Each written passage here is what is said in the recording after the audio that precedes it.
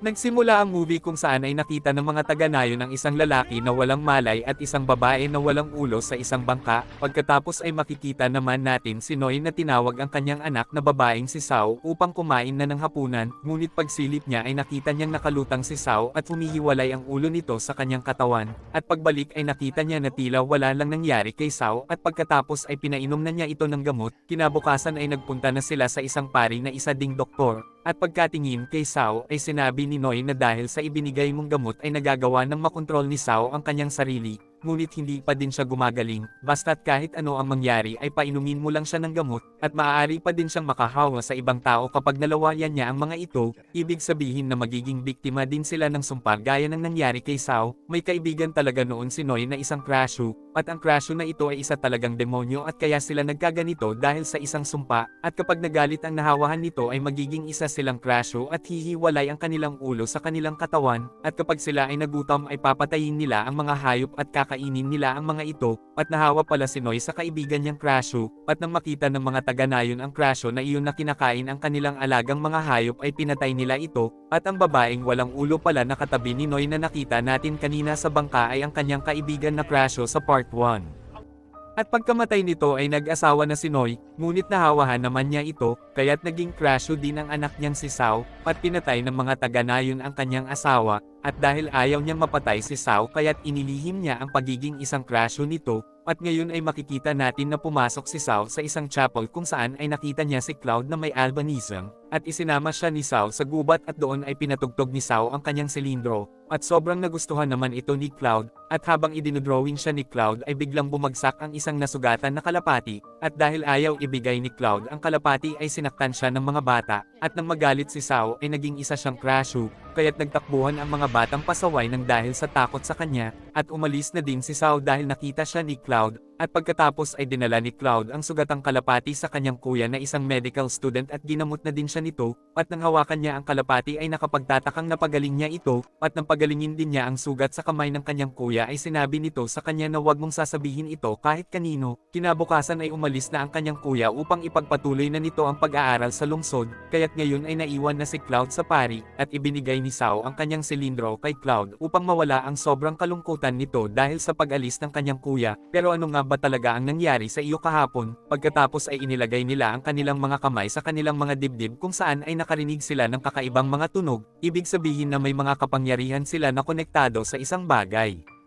Kinabukasan ay nakaramdam ng sakit si Cloud dahil nahawa siya nang hipan niya ang silindro na ibinigay ni Sao, at paglabas niya ay nakita niya na umalis na sila Sao, at pagkaraan ng 12 years ay malalaman natin na matagal nang hindi nagiging isang Crashu si Sao dahil sa gamot na pinapainom sa kanya ni Noy, at kinagabihan ay makikita natin ang isang gutom na Crashu, kaya't pinatay niya ang isang baboy upang kainin at inumin ang dugo nito, at pagkatapos ay ipinakita na si Sao pala ang Crashu na iyon, at kaya pala ay hindi pa din siya napapagaling ng gamot na ibinibigay ni Father sa kanya, kaya't nang makita siya ni Noy ay pinaggayak na siya nito ng kanyang mga kagamitan. Kinabukasan ay nakita na ng ilang mga kalalakihan ang baboy na kinain ng Crashu sa kagubatan, kaya't nalaman nila na may Crashu na ulit sa Nayo na iyon. Pagkatapos ay sinabi ng kanilang boss na kapag nahuli natin ang Crashu na iyon ay sisikat tayo at magkakapera, at sinabi niya sa isa niyang tauhan na itong tao na ito ang may kakayahan na humuli sa Crashu, at pagkatapos ay tinawagan nila ang lalaking iyon na ang pangalan ay Pan. Samantala nang makarating na sila Noy kay Father ay sinabi niya na naging Crashu na si Sao, lumaki na kasi siya kaya't kailangan na nating maghalo ng ilang mga bagay sa kanyang gamot. Pagkatapos ay nakita na ni Sao si Cloud at masayang masaya sila sa kanilang muling pagkikita, at nakita din ni Sao na itinatago pa din ni Cloud ang silindro na ibinigay niya, at makikitang umuwi na din ang kuya ni Cloud dahil nakatapos na ito ng kanyang pag-aaral, samantala ay gumagawa na si Father ng gamot na mula sa Crashu herbs para kay Sao,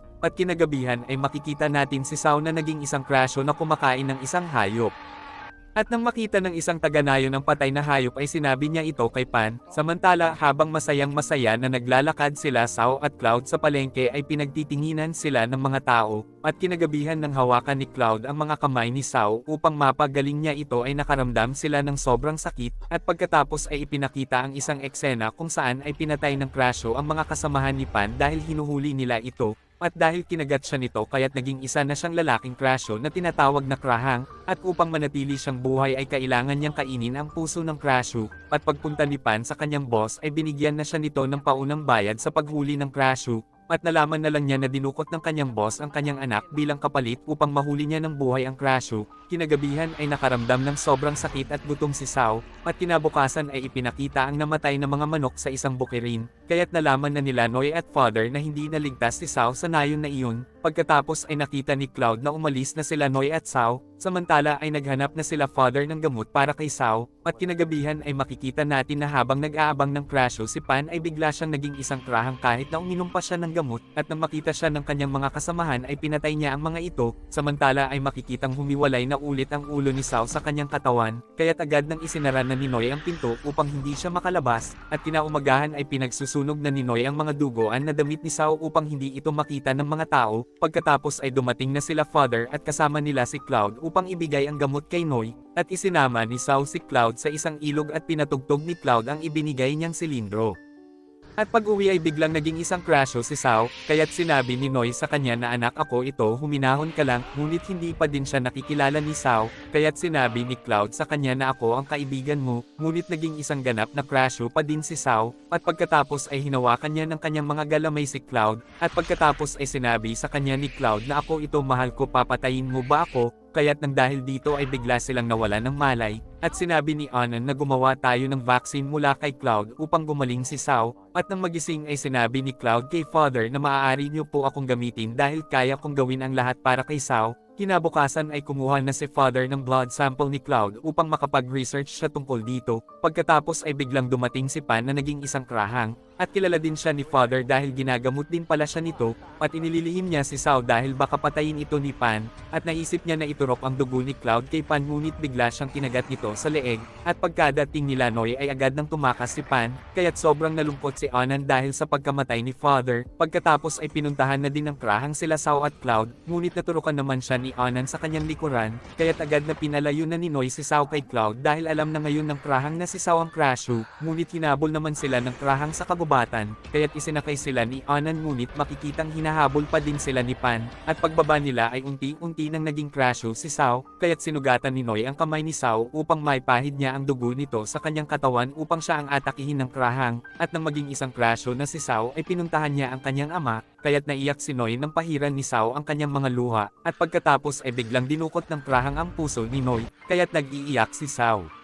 At nang dahil sa sobrang galit ay sinugod niya ang krahang at nagkaroon sila ng matinding paglalaban, at pagkatapos ay nagkagatan silang dalawa, at makikitang inihagis siya ng krahang, kaya't agad na tumulong si Cloud ngunit tumilapon lang siya nang suntukin siya ng krahang, iginanti siya ni Sao at nang hihilahin na ng krahang ang kanyang puso upang kainin ay biglang dumating si Cloud, ngunit sinakal lang siya ng krahang kaya't pinagaling niya ito ng kanyang kapangyarihan. At dahil dito ay nag-umpisa na maging normal ang krahang, kaya't sinamantala ng Crasho ang pagkakataon at agad niyang sinaksak ng kanyang galamay ang krahang at napatay niya ito, at pagkatapos ay dinala ni Cloud ang ulo ni Sao sa kanyang katawan, at dahil dito ay gumaling na si Sao, ngunit makikita naman natin na malapit nang mamatay si Cloud, at sinabi ni Cloud kay Sao na patawarin mo ako at ayokong iwan ka, at pagkatapos ay namatay na din ito kaya't nag-iiyak si Sao sa sobrang kalungkutan, at makaraan ng ilang araw ay makikita natin si Sao na lumilipad upang makahanap ng kanyang kaining hayop, at ngayon ay wala na siyang kinatatakutan at makikitang nag-e-enjoy na siya sa pagkain ng mga paborito niyang mga hayop. At dito na po nagtatapos ang ating movie. Mag-subscribe ka na po Lods para sa magagandang mga movie na katulad nito. Maraming salamat po sa iyong panunood at pagsuporta. Ingat po palagi Lods. God bless.